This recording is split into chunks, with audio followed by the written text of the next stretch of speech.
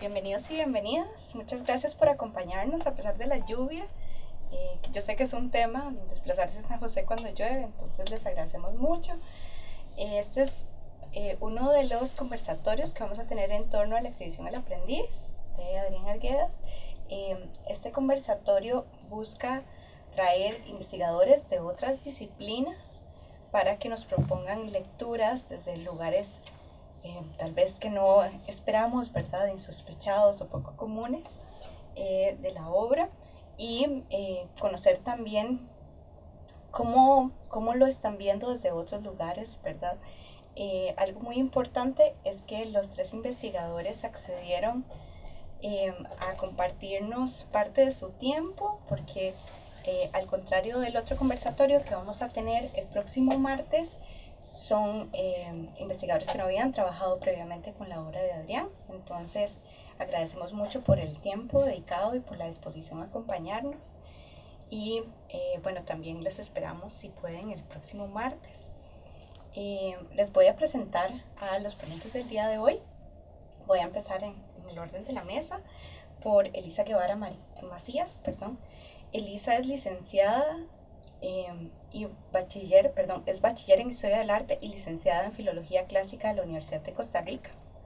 Además es egresada de la maestría en Literatura Clásica de esta misma universidad. En la actualidad se desempeña como docente de la Escuela de Filología, Lingüística y Literatura en la UCR. Dentro de sus ramas de especialidad se encuentra la narrativa visual, el estudio comparativo de texto e imagen y la iconografía de la tradición clásica. Muchas gracias, Elisa, por acompañarnos. Don Víctor Hugo Acuña es doctor en Historia de la Escuela de Altos Estudios en Ciencias Sociales de París y profesor emérito de la Universidad de Costa Rica. Ha sido profesor invitado en universidades de Alemania, Inglaterra, Francia, España, Estados Unidos, México, Colombia y Centroamérica. Recibió el Premio Nacional de Historia en 1993 y las Palmas Académicas de la República de Francia en 2003. Ha publicado diversos trabajos sobre historia de Centroamérica en los siglos XVIII y XX. Y por último, muchas gracias por acompañarnos, Víctor Hugo. Por último, a Marco Arce Cerdas, que es licenciado en Antropología con énfasis en Arqueología por la Universidad de Costa Rica. Su investigación versa sobre la producción, función y uso de la cerámica, así como en la arquitectura precolombina y la transformación del paisaje del Caribe costarricense. Fungió como consultor ambiental en el Instituto Costarricense de Electricidad y participó como investigador en la restauración del Monumento Nacional Guayabo y en otros proyectos independientes. Actualmente se desempeña como encargado de las colecciones de los museos del Banco Central, de este museo. Y bueno, para empezar, vamos a pedirle a Marco que nos comparta sus lecturas y su análisis. Luego será Elisa y por último don Víctor. Entonces les cedo la palabra.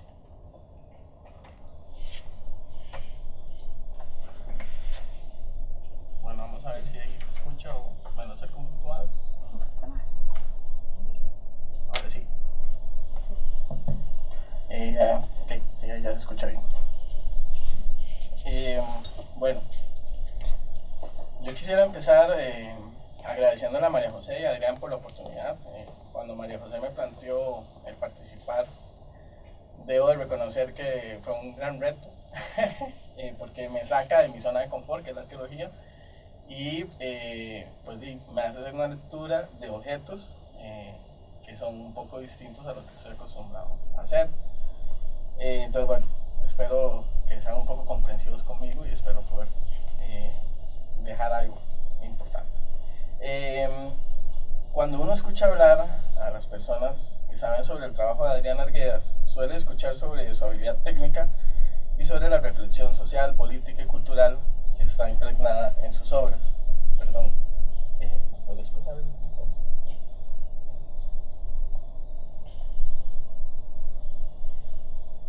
La pregunta con la que María José inicia el libro de esta exhibición, ¿quiénes somos?, es una pregunta que nos hacemos todos los seres humanos.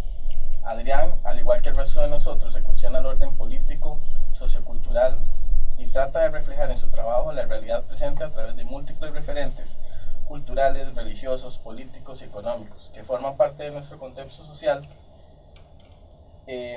y que tienen significados específicos para la construcción de nuestra identidad y de la suya en particular.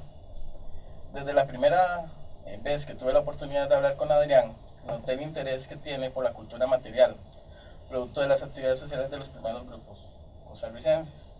Recuerdo claramente sus cuestionamientos y reclamos sobre por qué los arqueólogos teníamos textos tan detallados en cuanto a la disposición de los objetos y sus relaciones contextuales, pero nos quedábamos cortos en cuanto a las interpretaciones.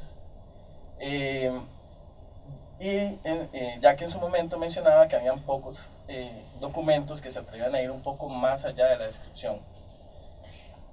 En ese momento le referí un par de documentos y creo que fue el punto de partida de un intercambio de opiniones y criterios que hemos mantenido sobre este tema en particular, con la intención tal vez de intercambiar insumos para aclarar lo prehispánico, que en palabras de Adrián es una dimensión que ha estado al igual que este museo debajo de la tierra.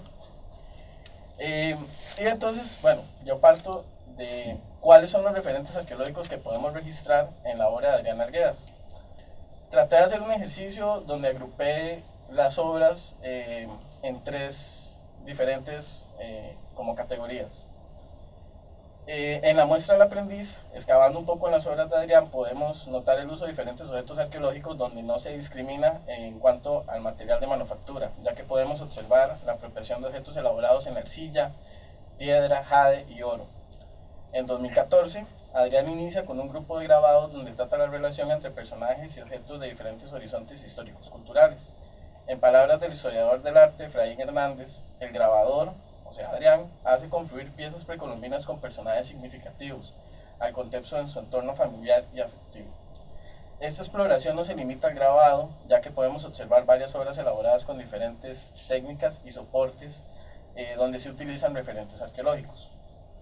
Entonces, en el primer grupo, tenemos algunas obras que hacen referencia a objetos específicos, como en el caso de la barca, donde podemos ver un personaje, que es el quinto personaje de derecha a izquierda, que probablemente tiene como referente este colgante de oro precolombino, un poco tal vez modificado, y también podemos ver este mismo personaje, o una referencia a este personaje antropomorfo, en la instalación que abre la exhibición. En el caso de el viaje, concuerdo con lo que apunta María José en el libro del aprendiz, donde menciona que el simbolismo del agua es un canal que posibilita el desplazamiento y la transformación inherente en su triple condición de vida, medio de purificación y vehículo de regeneración. En esta obra en específico, Adrián utiliza un colgante de jade para representar el agua. Es interesante que varios arqueólogos vinculan el jade con el agua, una hipótesis que puede ser que se haya basado en los glifos mayas del jade y del agua, que guardan mucha semejanza entre ellos. Otra posibilidad es, en el glifo izquierdo es el glifo que representa el jade en la cultura maya y el glifo derecho es el que representa al agua. Otra posibilidad para hablar sobre esta relación entre el jade y el agua es la apariencia estética de esta piedra preciosa. En el caso de la semilla tenemos una obra que presenta tres estratos. En palabras de María José, el inframundo, que estaría representado por un objeto que es una vasija galo-policromo. La misma representa el inframundo y está asociada constantemente con contextos funerarios y es de la región Gran Nicoya. En la sección media tendríamos al plano en el cual nos desenvolvemos nosotros, y el árbol estaría representando el supramundo. En el caso de la obra La Semilla, tenemos en la sección derecha superior, esa no es la semilla, la casa cósmica. En el caso de la obra La Casa Cósmica, en la sección derecha superior hay una representación de un murciélago. Ese murciélago, posiblemente un murciélago de jade, podría estar también vinculado con relaciones vinculadas con el inframundo.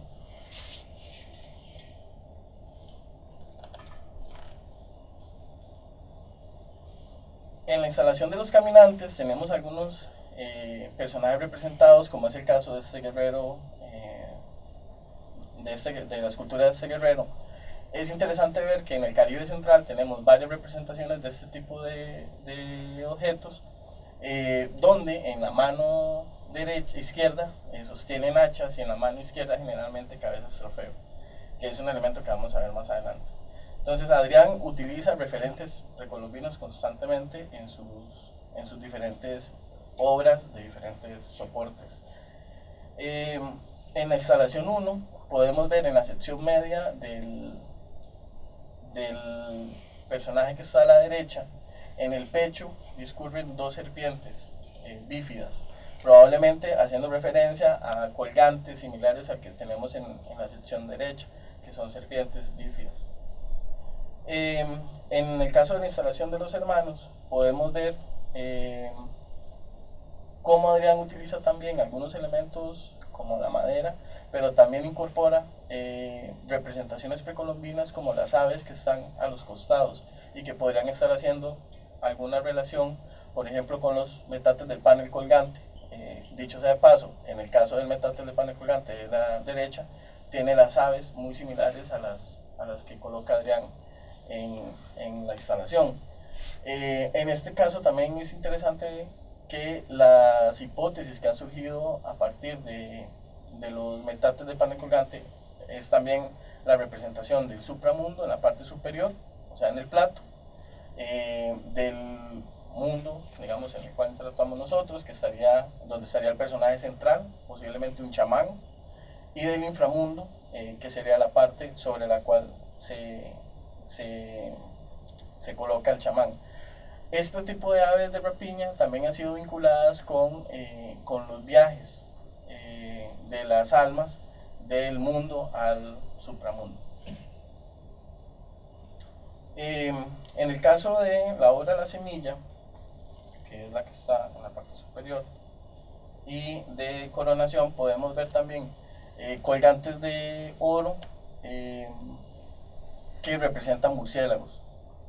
En estas obras es interesante ver que Adrián retrata, digamos, a personajes allegados a él y que los podría estar también retratando, sea en algún estado alterado de conciencia, por ejemplo, si estuvieran en sueño, o si estuvieran en otro plano, por ejemplo, si estuvieran muertos.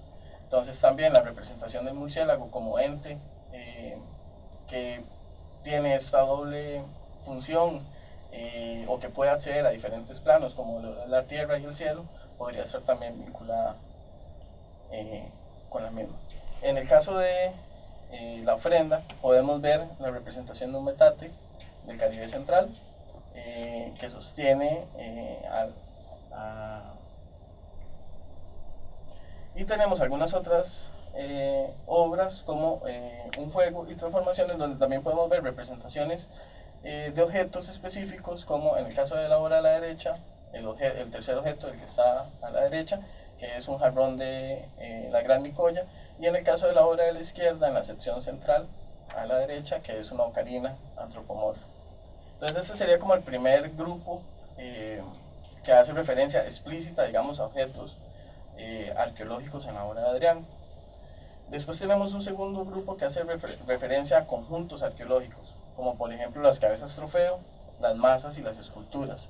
Entonces podemos ver en las obras que están en la parte superior la referencia que hace Adrián a cabezas trofeo, y en la parte inferior tenemos tres ejemplos de cabezas trofeo del Caribe de Costa Rica, específicamente del sitio Pasco.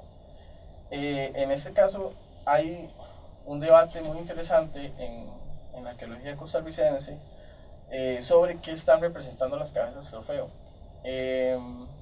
Por ejemplo, don Carlos Aguilar Piedra mencionaba que las cabezas trofeo eran la representación de guerreros a los cuales tomaban la cabeza y estaba vinculada específicamente con acciones bélicas o violentas.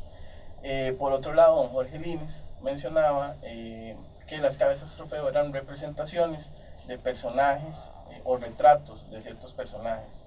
En la obra de Adrián, en algunos casos yo creo que podríamos vincular algunas piezas con la hipótesis de don Carlos Aguilar, Sin embargo, creo que más que, digamos, que un aspecto bélico, lo podríamos vincular con la hipótesis de don Jorge Lines, que son representaciones más, eh, eh, representaciones más pacíficas, digamos, o más vinculadas a retratos de ciertos personajes. Entonces, autorretratos de Adrián, por ejemplo, como las obras que tenemos, o retratos como los de María, ¿verdad? De la Virgen María, con ciertas mutilaciones donde hacen un sincretismo también entre algunos íconos coloniales o religiosos y íconos también precolombinos. Y un tercer conjunto es el conjunto o es el grupo de obras que hacen referencia a personajes significativos en la vida de Adrián que transmutan en espíritus auxiliares o guajís en cultura, digamos, entre los mayas, que se pueden considerar alter egos, y estos personajes estarían desarrollándose en otros planos de conciencia o planos espirituales. Entonces, al respecto, por ejemplo, Adrián hace referencia a personajes significativos en su vida constantemente, como su tío Carlos Salas, donde él menciona que su actitud ante la vida y el trabajo han sido ejemplos hasta hoy para él. Adrián trabaja entonces con recursos de apropiación y además otorga sentidos a estas imágenes al replantearlas en otros contextos. La apropiación de elementos culturales de otros grupos humanos es algo que se presenta constantemente en la actualidad, y la cultura globalizada genera íconos que diariamente son apropiados y resignificados. Pensemos, por ejemplo, en los memes que se crean en otras latitudes y que usamos en nuestro contexto propio debido a la comunicación en las redes sociales. En época precolombina, estas redes de comunicación generaron el movimiento de íconos que se representan en personajes mitológicos como Quetzalcóatl o Chac, que son dioses mayas y aztecas, que también podemos ver representados en la iconografía costarricense, sobre todo el norte de Costa Rica. Entonces es interesante también ver cómo Adrián utiliza o enmascara, digamos, o transmuta algunos personajes importantes para él,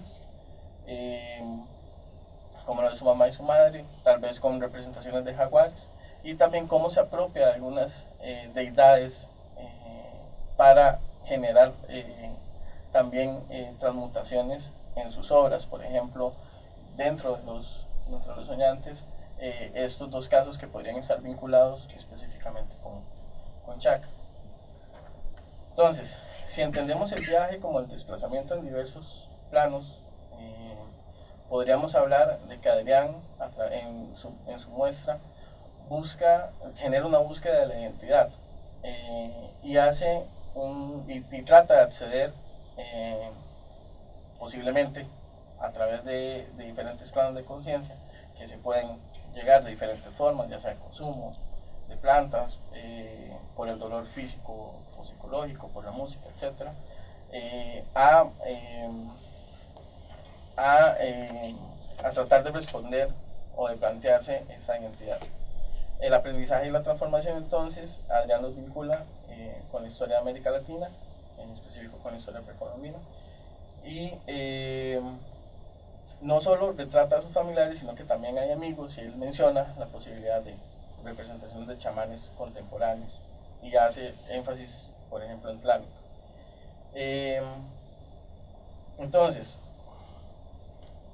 creo que la obra de Adrián nos permite, ya como un pequeño cierre, nos permite desde la arqueología ver ciertos elementos específicos que no solo nos pueden hacer repensar, digamos, cómo es el patrimonio arqueológico, no solo verlo como algo externo a nosotros, sino también que nos permite apropiarnos en otro contexto distinto al que podemos ver en el Museo del Oro o en el Museo Nacional. Y eso también le da visibilidad a este tipo de patrimonio, lo que es, digamos, de rescatar, porque puede generar concientización, digamos, en personas que tal vez no les interesa mucho conocer sobre la arqueología de Costa Rica, pero tal vez a través de la obra de Adrián puede ser que les siembre la semillita y empiecen a conocer un poco más sobre la misma. Entonces, bueno, espero, es un análisis un poquito desde la arqueología y eso son un poco como mi propuesta. Gracias.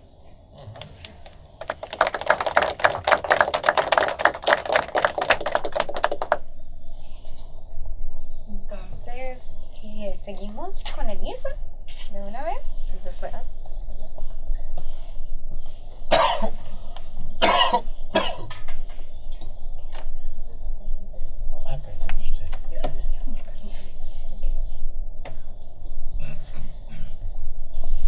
Bueno, buenas noches.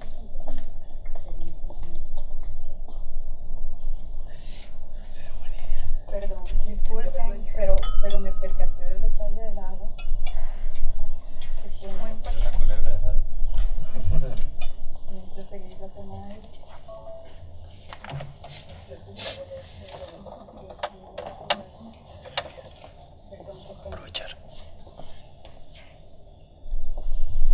Bueno, buenas noches. Antes de empezar con el análisis, debo agradecer a María José Monge, la curadora de esta exposición, a Priscila Arias y en general a la organización de los museos del Banco Central por abrir este espacio cultural para la discusión académica sobre la producción de Adriana Arguedas y bueno, invitarme a participar en ella. Como bien lo dijo Priscila, mi área de especialidad son los estudios clásicos, tanto en el aspecto filológico como el artístico. Incluido está en ello la tradición clásica de época contemporánea. Dentro de este campo de estudio, ya antes había tenido contacto con el trabajo de don Adrián en un análisis sobre tradición clásica en su obra, especialmente en la utilización de referentes de la antigüedad greco-romana en una serie de 1992. Lo que me interesaba en ese momento era observar cómo interactuaban estos elementos de origen clásico con otros motivos iconográficos.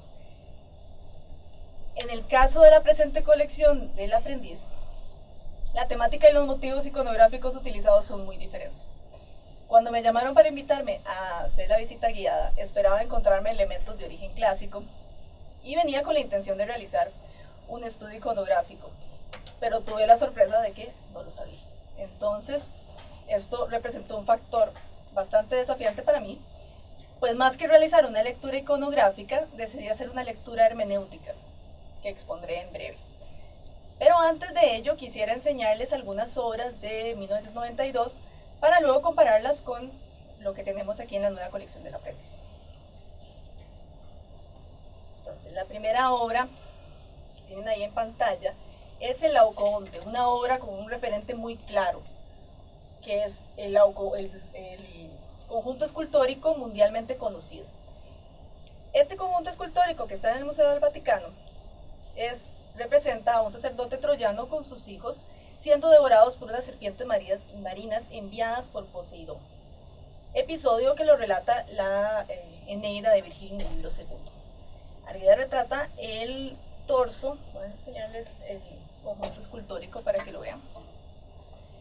Arguedas retrata el torso fragmentado de la cadera para arriba. Y en el rostro logró plasmar la angustia, haciéndole justicia al original. Evidentemente, bueno, reemplaza otros elementos por figuras del contexto actual. Al lado del Laocoonte aparecen dos hombres, uno ataviado con la usanza común del sacerdote católico y otro completamente de negro. En medio de esta escena se deja ver un espectro de un hombre. En este dibujo se entremezclan no solo elementos iconográficos distintos, sino también una variedad de estilos, y se reemplazan los elementos del conjunto escultórico por estas figuras más comunes. De acuerdo con Efraín Hernández Villalobos, iconográficamente estas figuras masculinas son alegorías de valores e ideologías del contexto moderno. En este sentido, el poder de la iglesia y el poder político podrían estar personificados en estas figuras masculinas, tomadas de imágenes provenientes de la fotografía y otros medios que se resemantizan con un fin crítico y satírico. Lo mismo ocurre con esta obra, Extrema Unción, donde vemos en primer plano a la figura de la Amazona herida, una escultura atribuida a Policleto, artista griego del siglo V a.C. Y en un segundo plano tenemos, vamos a ver, figuras masculinas, una de ellas, las dos están en la sombra, una de ellas con vestimenta de un cardenal. La utilización de referentes escultóricos en esta colección de 1992 es reiterada, como se puede observar, por ejemplo, en la tela blanca o en la escena de la razón, que también ahora se las voy a poner. En esta obra de tela blanca, la influencia clásica se encuentra evidenciada por las dos cariátides del fondo de la composición, que se ven claramente ahí. Que las cariátides son columnas o pilastras que tienen forma de hermosas mujeres y que sobre sus cabezas descansa un entablamiento. Vamos a verlo aquí. Este es el ejemplo típico para las cariátides, pues es obviamente las cariátides del Erectión del templo de la Acrópolis de Atenas. Es precisamente de allí donde proviene probablemente la inspiración de nuestro artista para realizar esta obra. El esquema compositivo de la tela blanca se le da prioridad a los 4 cadáveres que están enfrente, que están en primer plano. Y las piezas clásicas se pierden en la parte de atrás. Esto, bueno, si lo contrastamos con otra obra que es Las Mujeres, en realidad la cariátide estaría adelante, pues esa pieza no se está. En el caso de Escena de la Razón, también tenemos otro referente escultórico. Una mujer con un brazo sobre su cabeza, dormida, que eso es, bueno, un signo iconográfico claro del sueño, o también se ha retratado mucho este elemento iconográfico en las tumbas, entonces también se asocia con la muerte. El referente clásico de esta escultura es la Adriana dormida, del Museo del Vaticano. Bueno, hay varios tipos en diferentes museos, pero iconográficamente siempre se representan igual. Ariadna, en el mito, es abandonada por Teseo en la isla de Naxos mientras dormía. Este motivo de la antigüedad, tanto como Ariadna o en otros personajes, siempre se representa en sarcófagos, como lo dije. En la escena del Geda se resemantiza, y no se trata de un personaje mitológico, sino también podría ser una alegoría de la razón. Otro elemento clásico en esta obra se encuentra en el último plano, atrás, de manera como público, que está viendo la escena. Si lo ven, son unos bustos en la parte de arriba. Son bustos de influencia grecorromana, muy propios de la cultura romana para hacer retratos.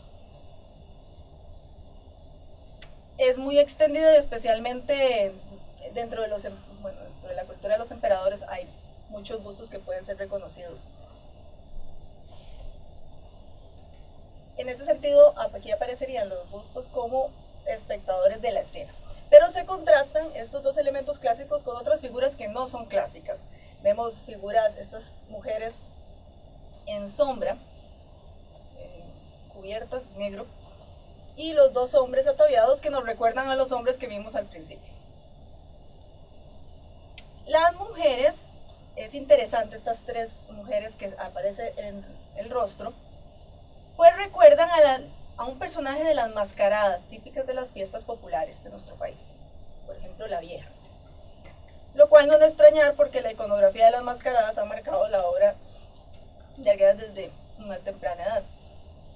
Vean, por ejemplo, aquí esta imagen de la mascarada de Barba de Heredia, donde aparece la vieja de negro, o este ejemplo de Nicoya. Otra fuente que puede ser también como referente de estas mujeres es una obra de Francisco de Goya, El Conjuro, también conocida como Las Brujas.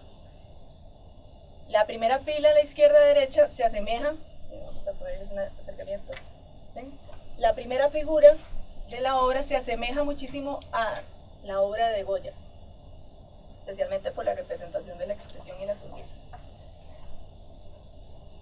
En esta colección de 1992 se observa una mezcla iconográfica y estilística muy rica. que obviamente se utiliza para generar una obra de alto contenido crítico y satírico. Siguiendo a Hernández Villalobos, y lo cito, esta vez, en un acto de apropiación, el artista se abastece de los almacenes de la historia del arte, de los que toma las imágenes que le permitirán articular una nueva propuesta de discurso. Ahora, bueno, yo venía, después de hacer esto, vine y me enfrenté al aprendiz, que es una temática completamente diferente. Entonces, cuando obviamente el aprendiz, si bien es una temática diferente, siempre es una obra de contenido crítico, muy propio del estilo del autor. Lo interesante aquí es que entremezcla principalmente iconografías de cultura precolombina, amerindia, de época colonial, folclore popular costarricense y por supuesto de cultura de masas. Pero, ¿por qué están ausentes las referencias clásicas, en contraposición con colecciones anteriores? ¿Por qué se da prioridad a otras iconografías frente a la clásica en estas obras específicamente? Pues, ante estas interrogantes, la colección del aprendiz representó un desafío, pues más que trabajar una lectura iconográfica de la influencia clásica, me dediqué a una lectura hermenéutica general, pues el autor utiliza muchos motivos de carácter universal y por tanto son comunes en diversas culturas. De hecho, en esta colección se utiliza simbolismos y arquetipos. Acertadamente, la curación de estas obras se centra en ejes temáticos como el ritual y el viaje, que son motivos universales. Entre las primeras obras me llamaron poderosamente la atención las cabezas trofeo, que ya Arco habló sobre ellas, pero especialmente esta xilografía,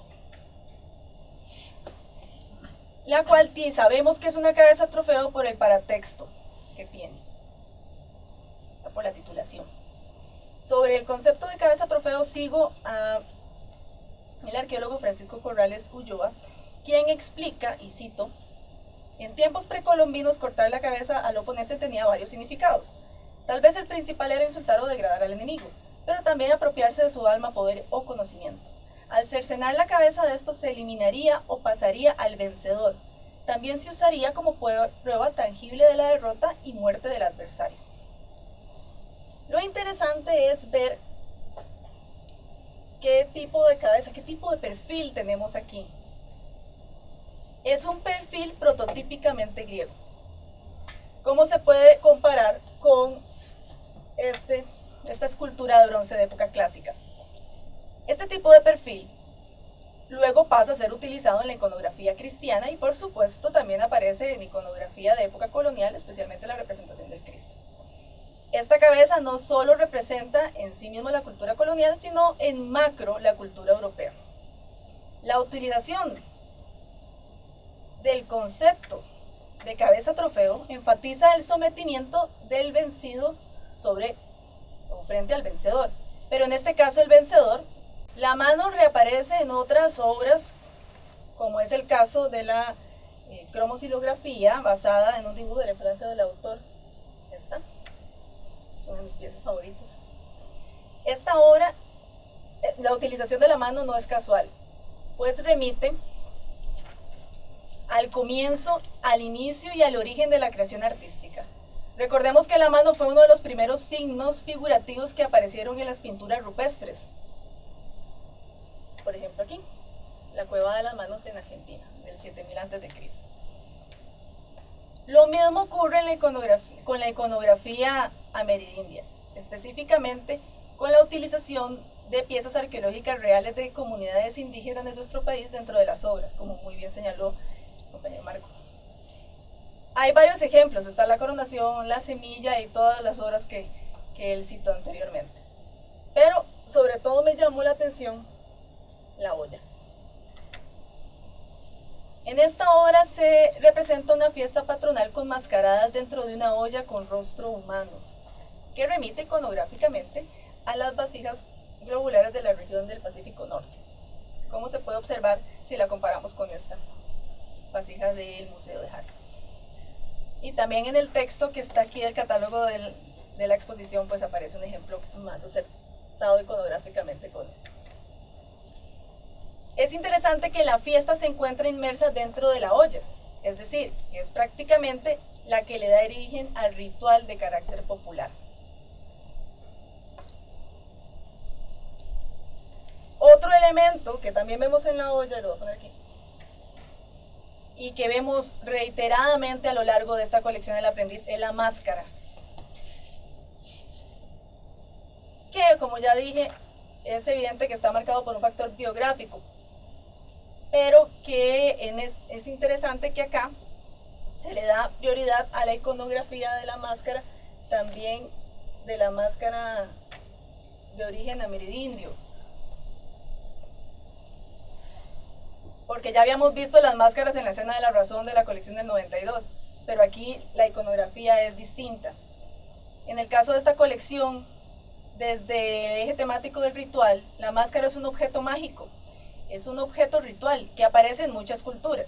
De hecho, se utiliza en culturas amerindias, africanas y también en culturas europeas como la Grecia clásica, en la cual se utilizaban las máscaras para la representación de comedias, tragedias y dramas satíricos, que en realidad eran actividades rituales dedicadas al dios Dionisio. Por ello, la máscara es un objeto de valor ritual universal. La máscara aparece reiteradamente en la serie de los soñantes, pero no se utiliza con la iconografía de la mascarada propia del folclore popular de origen colonial, sino más bien vemos rasgos propios de la iconografía amerindia. Es interesante que esta iconografía haya aparecido aquí como un tema central a lo largo de toda la colección. Y parece una intención consciente del artista de evidenciar varias tradiciones que son propias de Costa Rica. Evidentemente comenzando con la historia antigua de América, antes de la conquista, con época colonial y republicana, hasta la actualidad con la iconografía propia de las culturas de masa. ¿Cómo se entrelazan para formar estos elementos en la identidad del ser costarricense? Pues es evidente que nuestra identidad cultural es híbrida, pues tenemos influencia europea también de nuestras culturas autóctonas y por supuesto de otras culturas gracias a la globalización. Ello se evidencia, por ejemplo, en la obra de los caminantes, donde se encuentran figuras híbridas. Es interesante observar, cuál fue la intención de la mezcla de múltiples tradiciones iconográficas y especialmente como respuesta a la pregunta de quiénes somos. La identidad del costarricense se basa en la hibridez cultural. Se entiende el término de hibridez, cito, como la mezcla de culturas provenientes de diversos territorios provocada por el creciente tráfico entre culturas, particularmente por el proceso de migración que genera la modernidad global. Hay que agregar que el tema de la hibridez es central en los debates teóricos contemporáneos y no solo por el auge del postcolonialismo, sino desde un auge de la posmodernidad misma que cuestionó las esencias, los centros, la unidad y la pureza. Y por tal es fundamental este concepto para el estudio de la obra de artistas contemporáneos, como es en el caso de Arguedas. No obstante, en esta colección especialmente el artista pone interés en rescatar y utilizar iconografía de las culturas indígenas autóctonas de nuestro país, frente a elementos tradicionales del arte occidental. Aquí hay una idea consciente de deconstruir el concepto de identidad que tenemos del ser costarricense, pues el artista propone una inversión, volver al origen y superar el eurocentrismo que ha marcado el concepto de identidad de ser costarricense gestado desde el siglo XIX. De hecho, me parece muy acertado los ejes temáticos del viaje y el ritual. Toda la obra nos lleva por un viaje interior, un viaje de transformación que muy bien ha señalado María José. Vemos un deseo consciente de búsqueda, de reflexión sobre quiénes somos, sobre cómo definirnos nosotros mismos, nuestra propia identidad cultural, la cual ha sido construida por la historia de los vencedores, de los conquistadores. Ciertamente el concepto de identidad costarricense ha sido marcado por una visión eurocentrista propia del siglo XIX, piénsese por ejemplo en el mito de la Suiza centroamericana. Por ello, la obra de Arguedas hay un viaje, presenta un viaje iconográfico, simbólico y de aprendizaje, que busca deconstruir esta visión eurocentrista, pues somos una cultura híbrida y por lo tanto nuestra identidad debería ser definida a partir de nuestro propio origen y nuestro propio mestizaje cultural. Muchas gracias.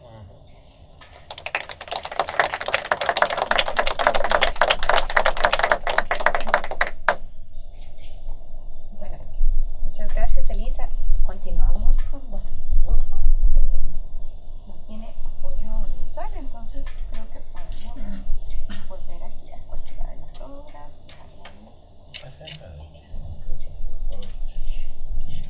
Bueno, buenas noches.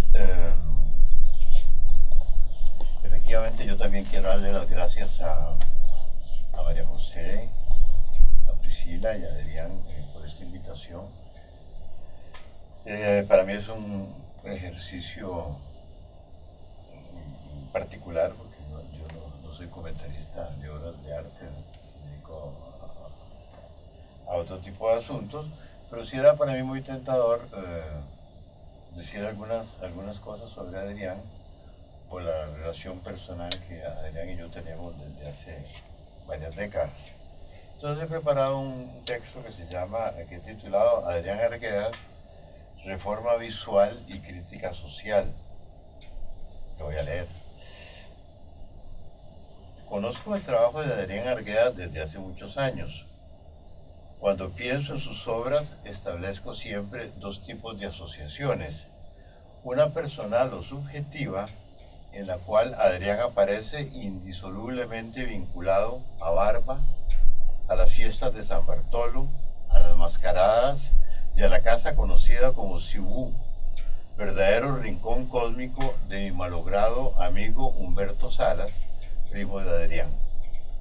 La otra imagen es, por así decirlo, más objetiva o intelectual, y en ella asocio las obras de Adrián a la experiencia visual de la distorsión y de la superposición inquietante de planos de la realidad, que podría ser más bien una intersección inesperada de estratos temporales. En efecto, sus obras me vienen a la mente como fotografías desenfocadas o como el encuentro de sujetos y objetos que posiblemente conviven en una contemporaneidad ilusoria. Claro está que la obra de Adrián no es para mí solo ese tipo de juegos visuales, porque siempre también se impone en mi mirada como crítica visual, como propuesta, invitación o más bien exigencia de percibir la realidad de una manera inédita, ya no estereotipada, sino sorprendida, dispuesta a poner entre paréntesis códigos y presupuestos establecidos. No se trata de mirar para otro lado o de encajarse unos anteojos 3D, sino más bien de tomar conciencia de que podría ser que haya algo anormal en lo normal o que podría haber algo falsamente ensamblado en lo que parece bien encajado. Es por esta razón que pienso su propuesta estética como un intento de reforma visual. Pero evidentemente la reforma visual a la que Adrián invita no es un ejercicio gratuito de estilo, aunque ciertamente hay en su manera de distorsionar las imágenes y recomponer escenas un elemento irónico y humorístico que me divierte mucho. Pero no hay duda de que su subversión visual de lo supuestamente normal es una forma de crítica social.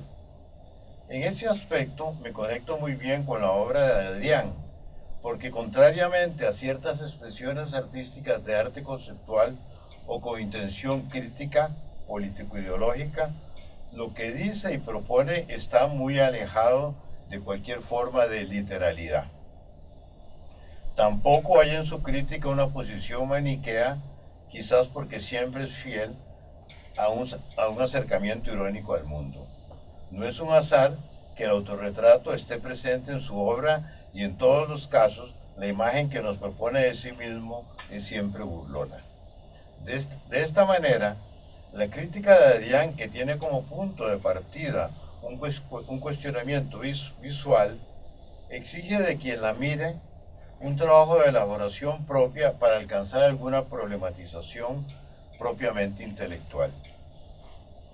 La manera en que Adrián nos propone su reforma visual y su crítica social se me presenta como superposición inédita de planos temporales y de fragmentos de artefactos culturales.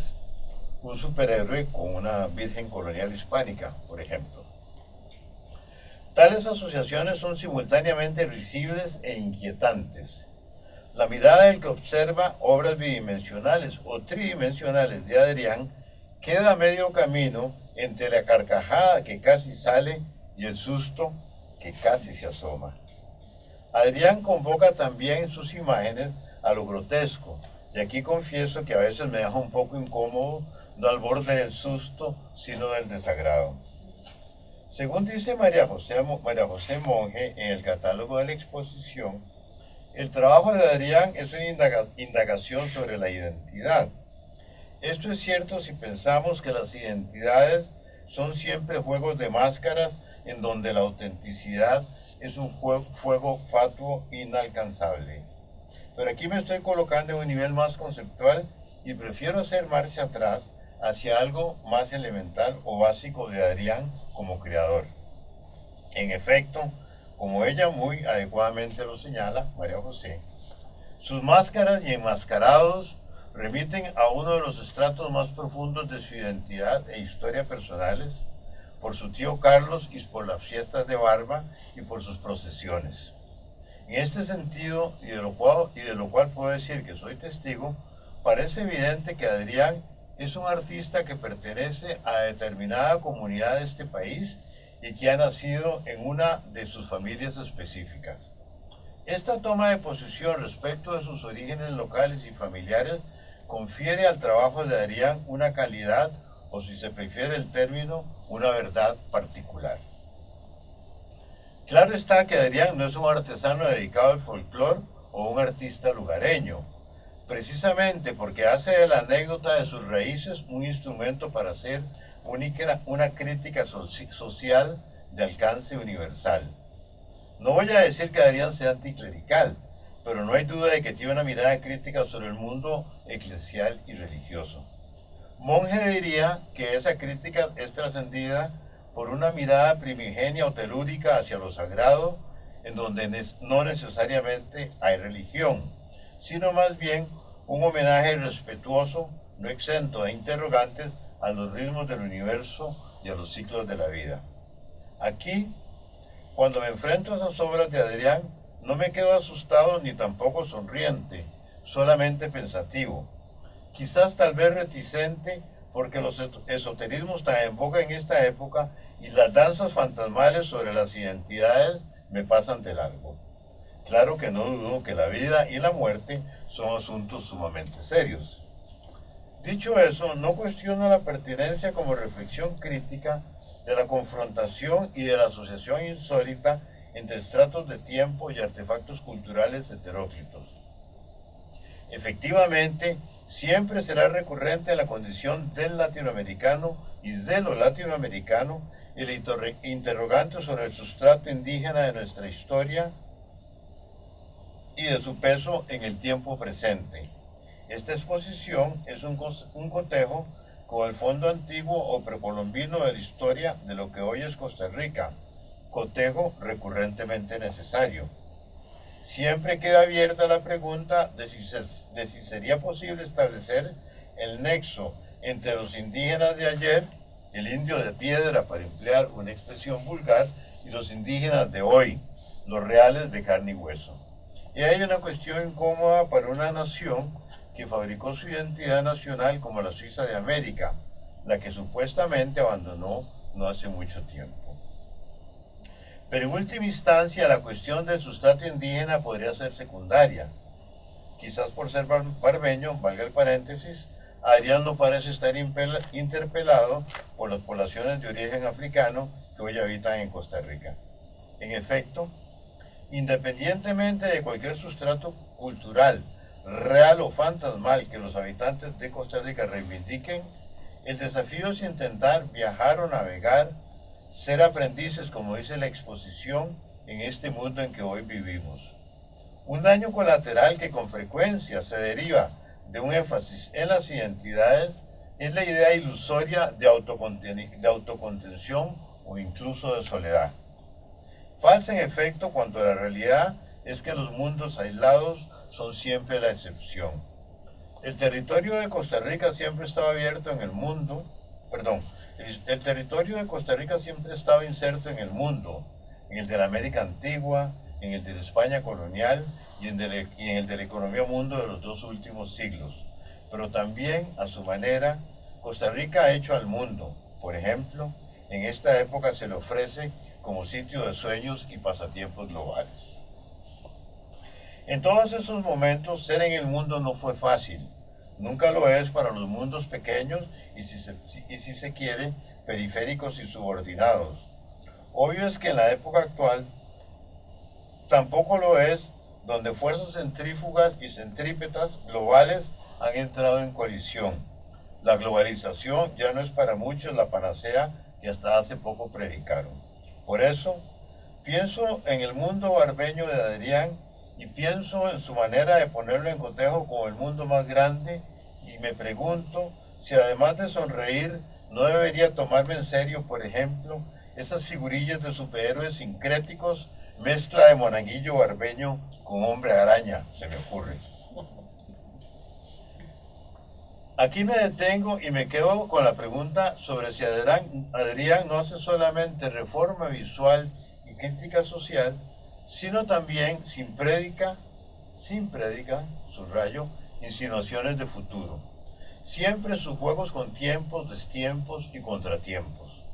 Quizás me equivoque y lo malinterprete, pero podríamos ver en la obra de Adrián la idea de que uno de los recursos disponibles para sobrevivir en este mundo sería criollizar, injertar, embarrialar y travestir a esos superhéroes que siempre aparecen tan dispuestos en el quehacer de salvarnos de nosotros mismos. Sea lo que sea, gracias, Adrián.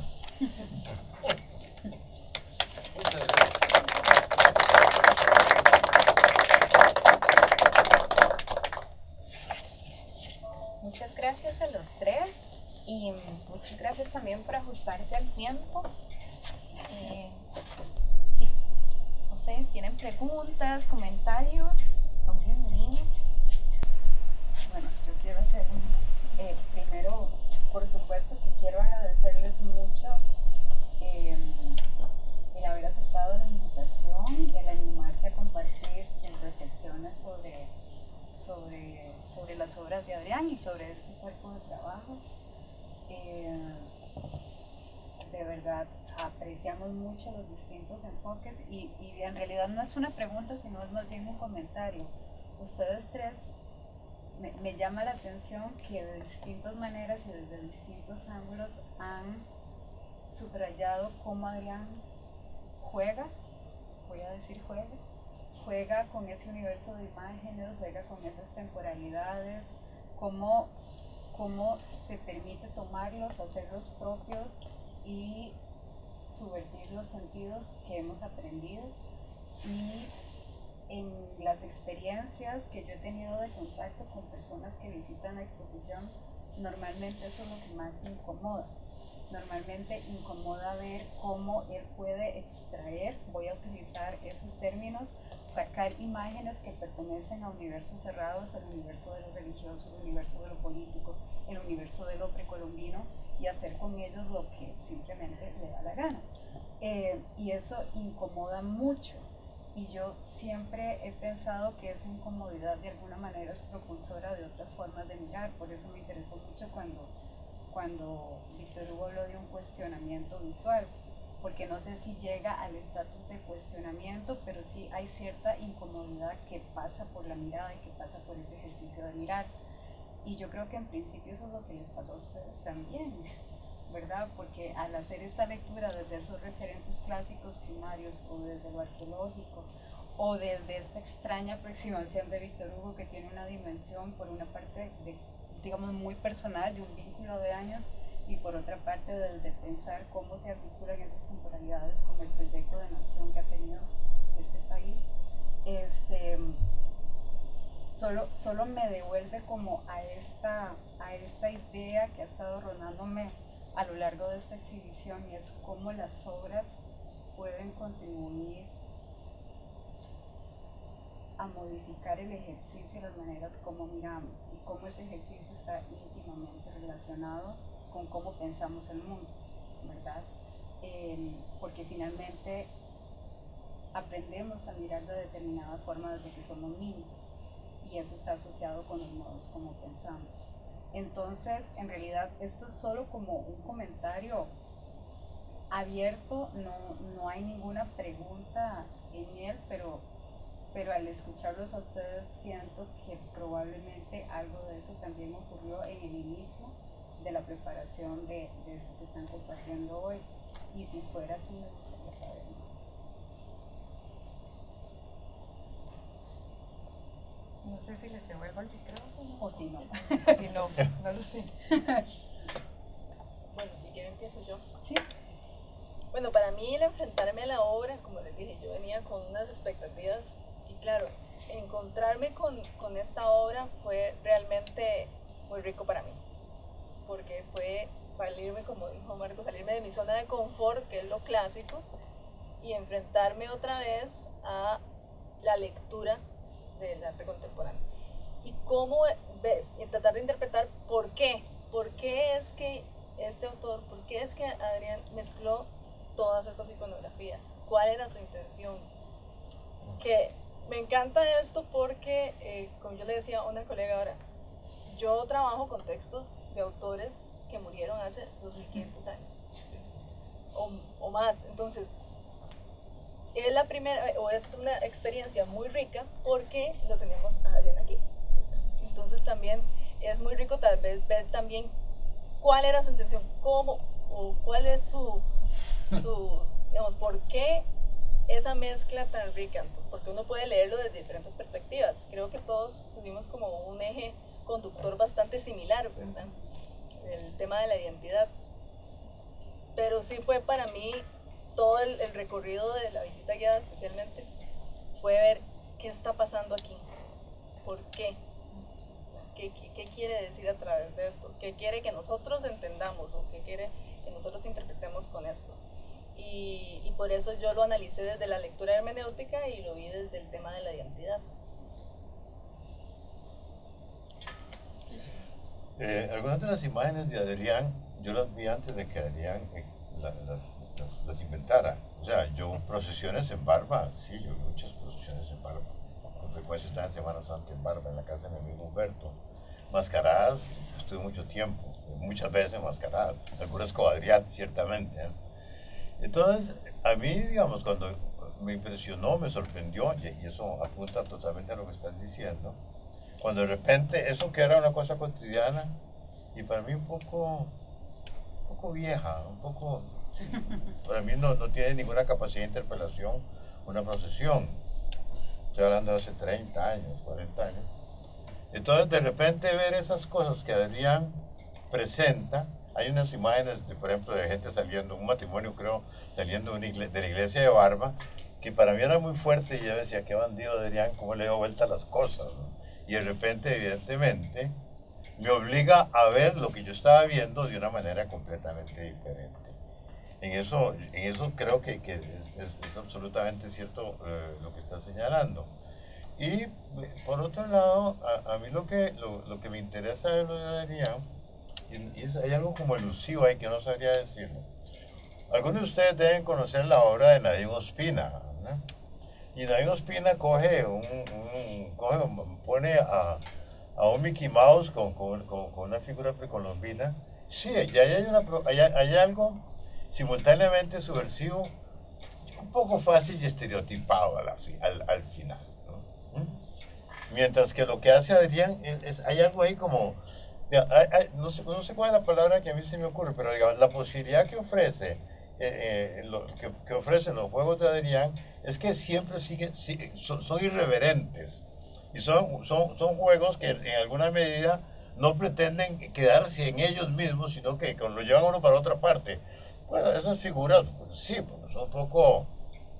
Sí, que qué belleza de figuras no son. Siento que Adrián es un gran artista, ciertamente, como lo acaba de mostrar Elisa, con esa, por así decirlo, recreaciones del arte clásico. Entonces, eso es lo que me parece realmente que le funciona a Adrián. Uno como que al final se queda. Es más, cuando yo vi las figurillas el sábado que yo las vine a ver, digo, chucha, ¿qué es esta cosa? No, así no. Sí, qué vagancia la de Adrián, ¿verdad?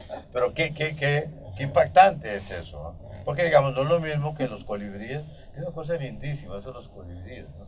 Es muy bonito eso, lindísimo. Eso no es lindísimo, eso es otra cosa.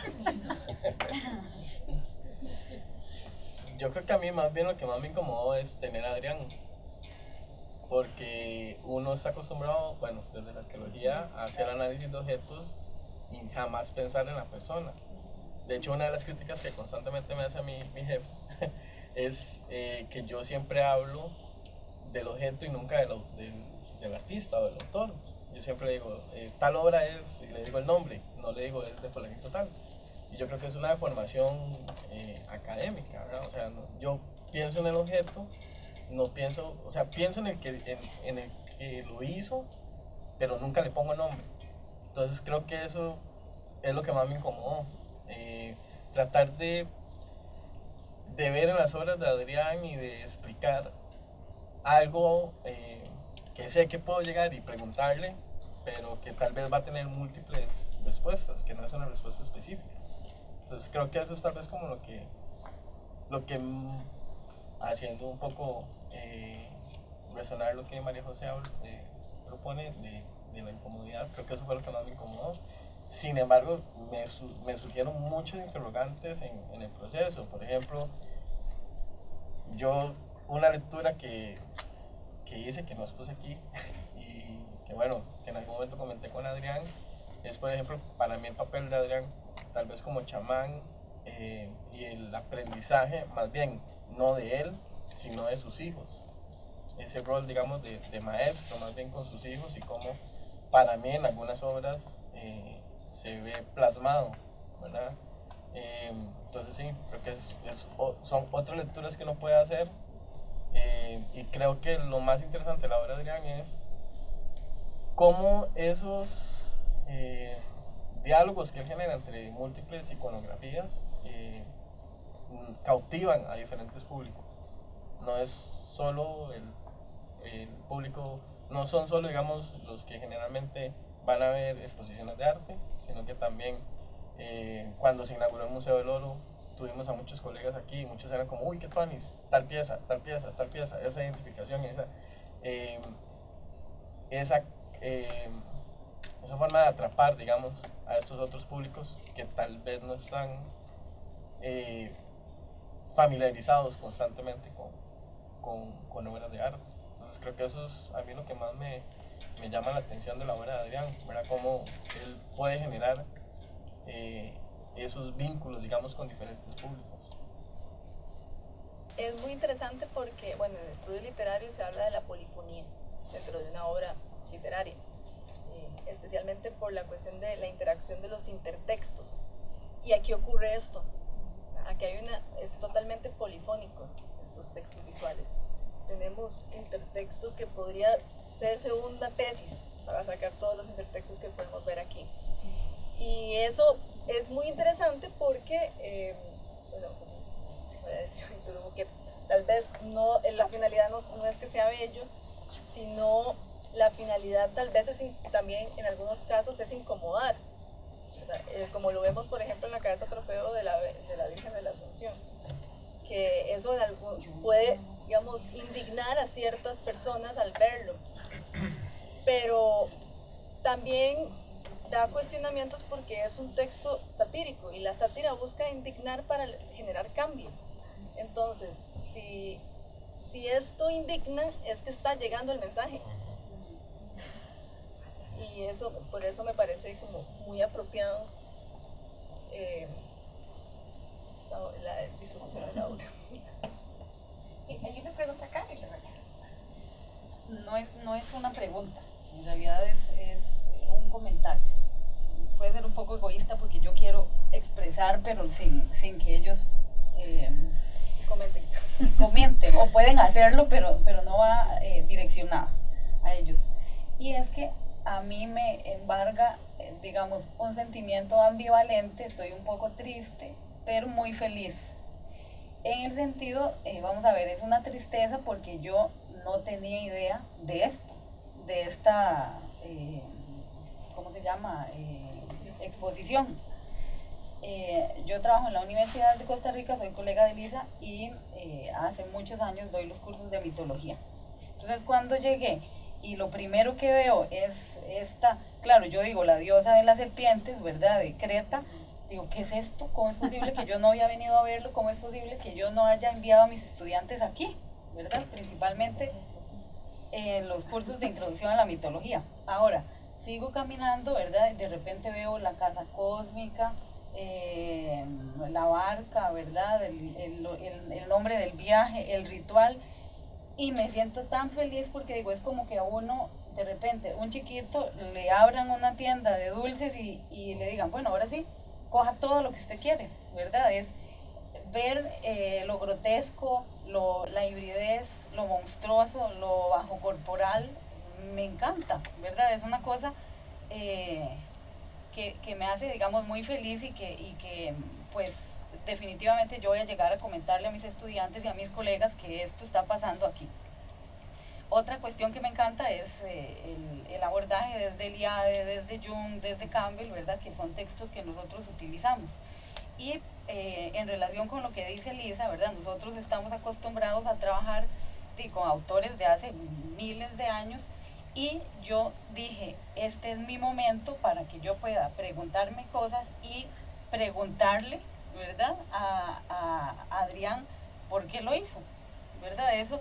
Y un poco por ahí yo creo que va direccionado mi comentario. Ahora que está aquí, por favor, yo quisiera el de la casa cósmica. Yo no encontré más allá, digamos, de lo primero que se me viene es la figura del huevo, ¿verdad? ¿Verdad? Por nuestro estudio. Pero no le vi más elementos, ¿verdad? Que me lleven a mí a la casa cósmica a la que yo estoy acostumbrada.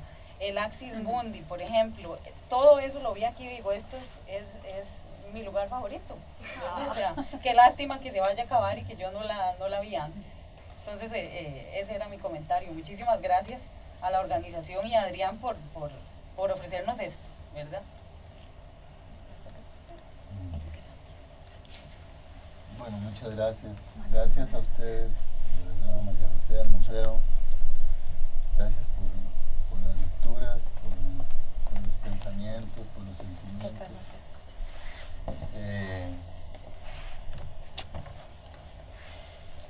Siempre hablar del trabajo es complicado, ¿verdad? Y yo creo que esas lecturas a veces son más importantes que lo que yo le puedo decir. Me parece que mi trabajo está ahí,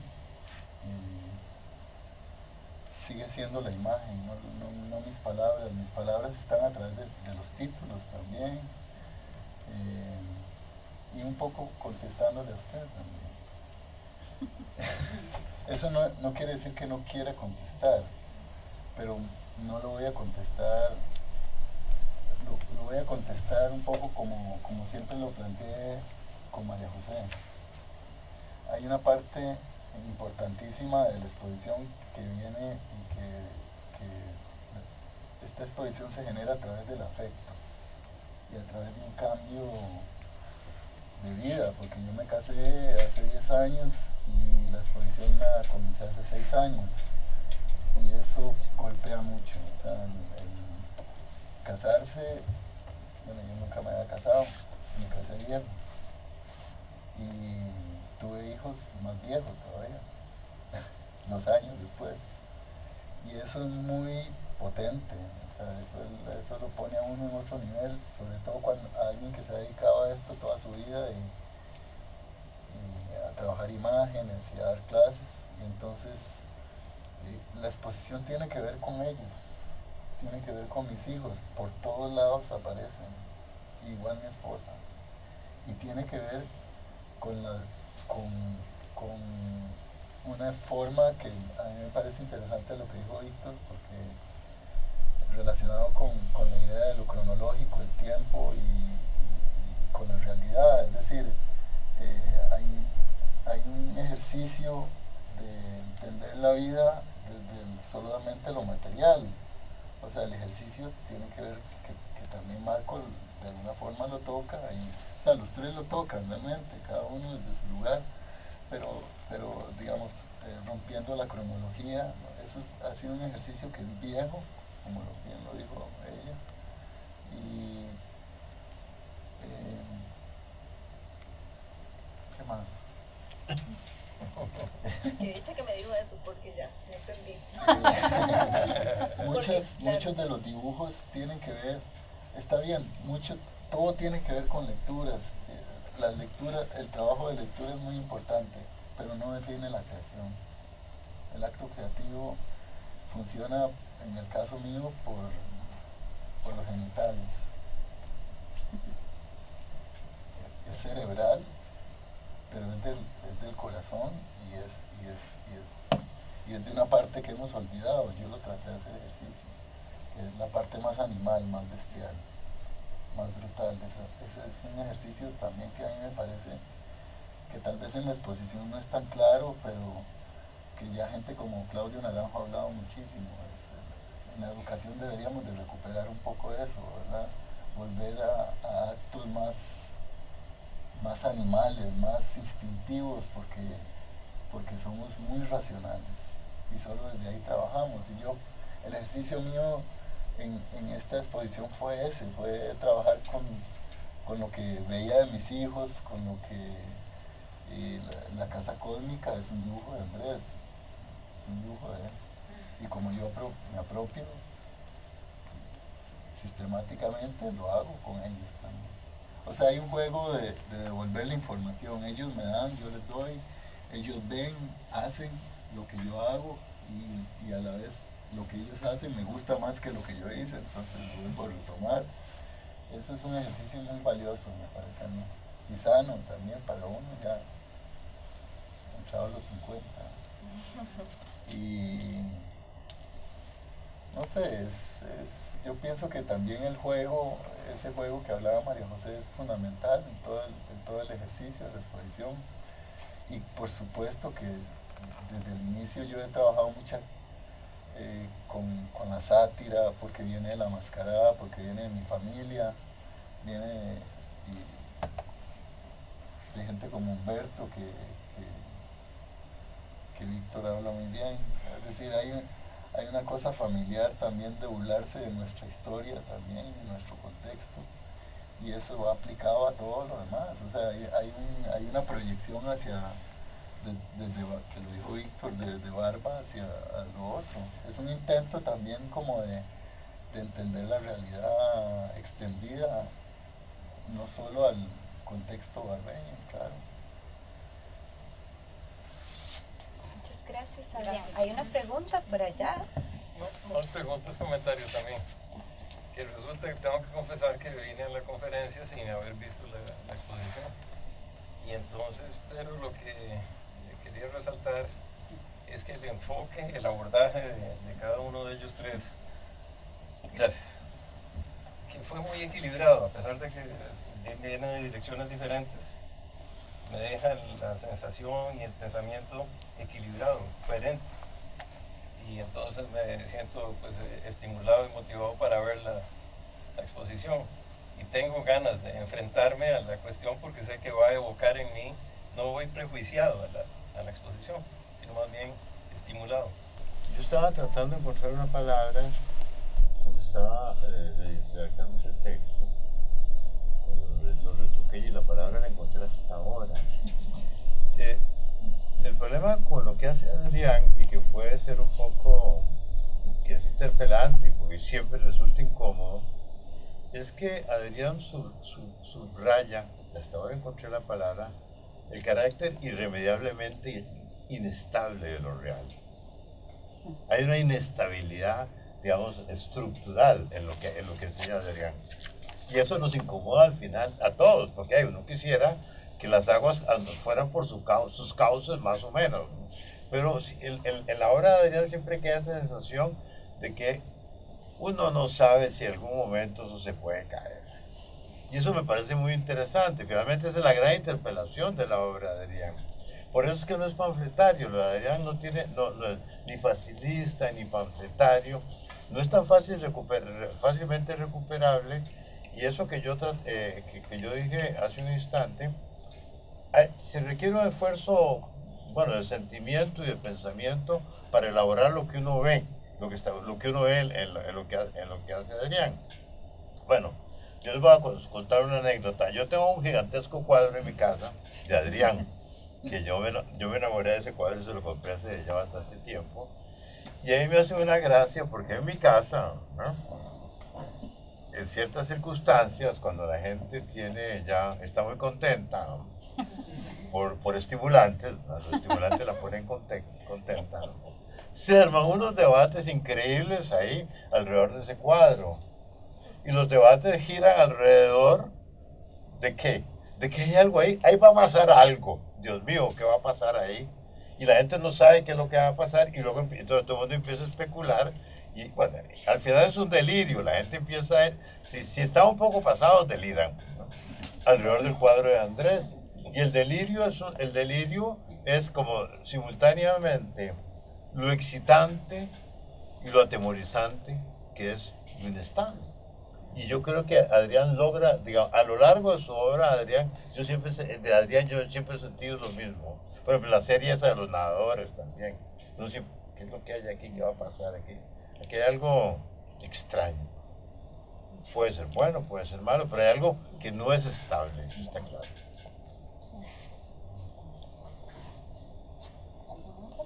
Víctor, no somos bonitos, somos muy feos. Oh, yo no.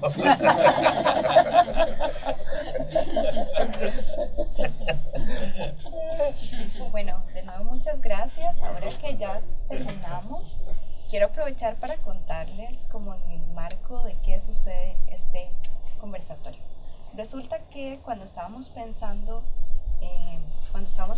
esta exhibición, una de las bases de la propuesta educativa y curatorial fue abrir el espacio del museo, todas las visitas guiadas, los conversatorios, a otras lecturas ajenas a la institución, ¿verdad? No ajenas con las que no nos sintamos involucrados, sino que no vengan desde aquí, ¿verdad?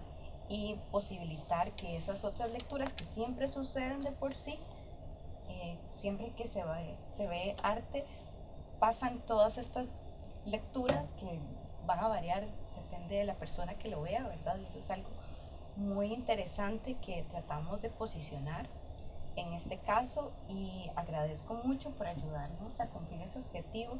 Uno de los objetivos también principales fue demostrar que el museo aprende también de los públicos y de los investigadores con los que nos relacionamos y nos vinculamos. Entonces, de verdad que ha sido un gran aprendizaje hoy, muchas gracias, y quedan invitados a revisar. Ojalá que siga siendo su lugar favorito, Jenny. Y bueno, gracias por venir. Como les dije, el próximo martes tendremos otro conversatorio que estarán invitados historiadores del arte y personas que trabajan en general con estudios visuales. Entonces, si quieren venir a completar el ciclo, entonces quedan profundamente invitados. Tenemos la inscripción abierta, entonces nada más nos llaman y nos avisan que van a venir. Muchas gracias. Muchas gracias.